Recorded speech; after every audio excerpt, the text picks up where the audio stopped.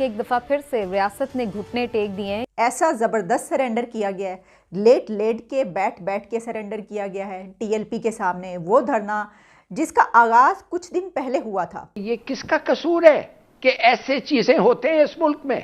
शेख रशीद और फवाद चौधरी की तरह इनके मुंह में बवासीर नहीं है कि जो आए बकते चले जाएं।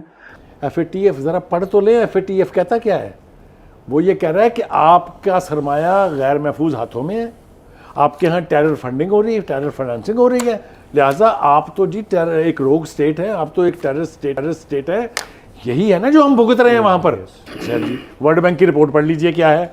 ये सारे हालात जो सड़कों पर मुजाहरे हुए हैं, उससे पूरी दुनिया में हमारा जो इमेज गया है वो हमारी बर्बादी और तबाही की बुनियाद है। आपको कैसा पता है कि क्या कंडीशंस हैं? क्या आप पढ़ ली हैं वो कंडीशंस? वैसे तो आप सही कह रहे हैं, मुआहदा तो सीक्रेट है। अगर इस फितने को, अगर इस मामले को फौरी सेटल ना किया गया तो हम ट्यूनिस बनेंगे, हम लीबिया बनेंगे। मेरे बयान को अंडर एस्टिमेट ना करें, डोंट थ्रो इट। जय हिंद दोस्तों, a very warm welcome to Hindustan special channel. Pakistan में इमरान खान सरकार ने आखिरकार तहरीके लेबैक पाकिस्तान के आगे घुटने टेक दिए और इमरान खान TLP के आगे पूरी तरह से लेट गया। रिपोर्ट्स के अनुसार इमरान खान सरकार और प्रतिबंधित TLP लंबी बातचीत के बाद एक समझौते पर पहुंच गए। TLP ने सरकार के सामने झुकने से इनकार कर दिया, जिसकी वजह से विरोध प्रदर्शन में तेजी आ गई थी और आखिरकार इमरान खान सरकार को तहरीके लेबैक पाकिस्तान के आगे झुकना ही पड़ा। इन दोनों के बीच एक समझौता हुआ, लेकिन हैरानी की बात यह है कि TLP और इमरान खान सरकार के बीच हुए समझौते को पूर्ण रूप से गुप्त रखा गया। किसी को भी पाकिस्तान में इस समझौते की जानकारी नहीं है। इस पर पाकिस्तानी मीडिया बहुत हैरान दिखाई दे रहा है। TLP फ्रांसीसी राजदूत को देश से निकालने की बात पर अभी भी अड़ी हुई है। जब आपने देखा है वो एक जा रहे हैं बुजुर्ग, उनके हाथ में एक सील लिफाफा है जो मोहरें लगी हैं, सुर्ख रंग की नहीं, लाख की मोहर लगी होती, वो कैरी कर रहे हैं कि उसमें तो नहीं आया मुआहदा बना बनाया कहीं। देखिए, मैं ना बड़ा पुरुमीद था। हमारे चैनल ने ब्रेक की खबर कल रात को, बहुत टेंशन थी, इसके बावजूद हमने कोशिश की कि लोगों को रिलीफ मिले, हमने उन तक खबर पहुंचाई। लेकिन अब जो उसकी तफसीलात सामने आ रही हैं, एक अजीबोगरीब किस्म की कैफियत जो है वो मुझ पर तो ख़ास तौर से तारी है। ऐसा कौन सा मुआहदा है, कोई इसराइल के साथ हो गया, कोई इंडिया के साथ हो गया, जिसको रिवील करने के लिए एक हफ़्ता चाहिए?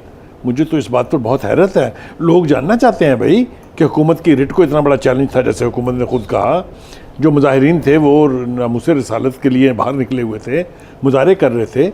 इसमें छुपाने वाला एलिमेंट क्या है? सरप्राइजिंगली जो अभी बुखारी साहब बात कर रहे थे कि क्या ऐसी शिकें रख दी गई हैं कि जिसको बताने में आप हिचकिचा रहे हैं, मशकूक बना रहे हैं सारे मुआहदे को। मशकूक बनाने के अलावा क्या वो आइन और कॉन्स्टिट्यूशन के खिलाफ जा रहे हैं? एक बात। दूसरी, क्या वो जो शिकें रखी गई हैं कि वो पाकिस्तान को एज ए रियासत चैलेंज कर रही हैं? दो बात। तीसरी, क्या वो ऐसी शिकें रख दी गई हैं कि जिसमें जो मेरा कंसर्न था कल, जो मैंने अपने शो में बात की थी, कि आज तो आप तय कर ही लेंगे, मुस्तकबिल में जब कोई भी उठ के हुकूमत को ब्लैकमेल करेगा तो उसकी रिट को कौन स्टैब्लिश करेगा? क्या वो भी आपने इंश्योर नहीं किया?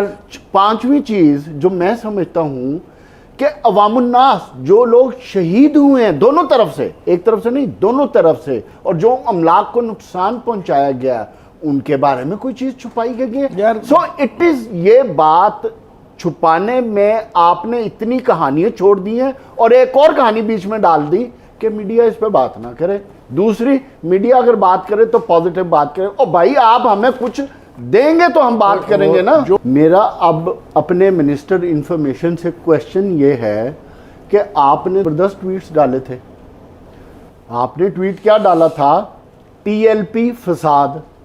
अब हम TLP को क्या समझें? अब आज हम TLP को कल अदम कहें, फसाद कहें, इंडियन स्पॉन्सर्ड कहें, के लिए हमने वक्त दिया। इसमें देखने की चीज बड़ी इंपॉर्टेंट क्या है? इस प्राइम मिनिस्टर साहब को ये रियलाइज करना चाहिए कर कि उनकी हुकूमत में जो रियलाइज लोग करके नई कमेटी बना दी। एक सेकंड खान साहब, कि वो पॉलिटिकली कितने इमेच्योर हैं, एक, और दूसरा उनमें सेंस क्या है बात करने की, मुस्तकबिल में सोच ही नहीं कि अपनी जो मुंह से निकालेंगे कल को वो लेना पड़ेगा। भाई प्राइम मिनिस्टर ने कहा था मैं ब्लैकमेल नहीं होऊंगा, नहीं हुआ ब्लैकमेल। हाँ, तो सारे कौन कहता नहीं हुआ? नहीं, एक मिनट, सबको गद्दार कह के मुहब्बे वतन भी तो आप ही करार दे रहे हैं।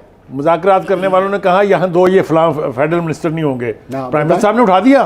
कौन कहता ब्लैकमेल नहीं हुए? देखिए ये इस वक्त यार ये क्या पोजीशन काफी गंभीर नहीं होगी, ये जो पॉइंट रेज किया अभी इन्होंने, ये जो पॉइंट रेज कर रहे हैं बिल्कुल है। देखिए जिस किस्म की ये सियासत इस वक्त हो रही है, की जा रही है, FATF ज़रा पढ़ तो लें। FATF कहता क्या है?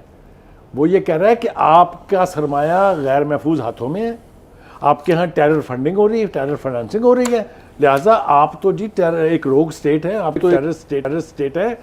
यही है ना जो हम भुगत रहे हैं वहाँ पर। जी वर्ल्ड बैंक की रिपोर्ट पढ़ लीजिए क्या है।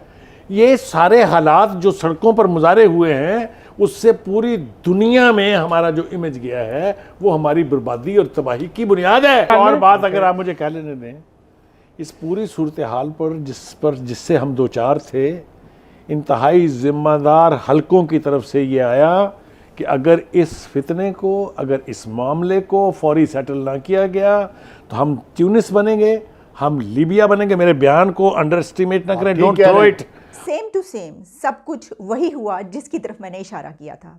ऐसा ज़बरदस्त सरेंडर किया गया है, लेट लेट के बैठ बैठ के सरेंडर किया गया है TLP के सामने। वो धरना जिसका आगाज़ कुछ दिन पहले हुआ था, वो कहते हैं ना कि वो एक बोला जाता है पंजाबी में मुहावरा कि सज्जी दिखा के खब्बी मारना या फिर खब्बी दिखा के सज्जी मारना, यानी इसको कहते हैं कि आपने दाईं को नहीं किसी को मारनी हो तो आप जो है उसको दिखाते ये हैं कि आप बाईं तरफ से हमला कर रहे हैं, लेकिन दरअसल आप अटैक किसी और तरफ से कर रहे होते हैं।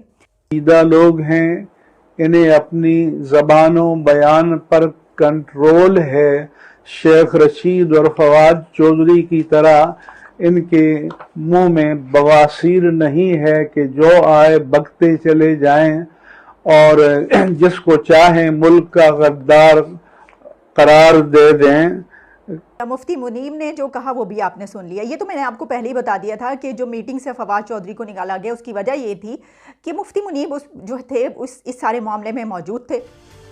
आप समझते हैं ये कोई विन विन सिचुएशन है, या फिर आप समझते हैं कि एक दफ़ा फिर से रियासत ने घुटने टेक दिए हैं? ज़रूर बाज़ लोग या बाज़ हल्के या बाज़ जो अनासिर हैं उनकी ये ख्वाहिश हो सकती थी या शायद थी कि जनाब इससे मामला बिगड़े, मज़ीद खून रेजी हो, लोग मज़ीद लोगों की जाने जाएं, लेकिन उस तरह से कभी भी चीज़ें हल नहीं होती। आपको कैसा पता है कि क्या कंडीशंस हैं? क्या आप पढ़ ली हैं वो कंडीशंस? वैसे तो आप सही कह रहे हैं, मुआहदा तो सीक्रेट है, लेकिन जो खबरें आई हैं सामने ज़राए से वो तो ये बता रही हैं। मगर आप तो ऐसे कह रही हैं कि अभी पढ़ के आई हैं। फाइनली मैं ये कहना चाहता हूं आपको कि ये किसका कसूर है कि ऐसे चीजें होते हैं इस मुल्क में।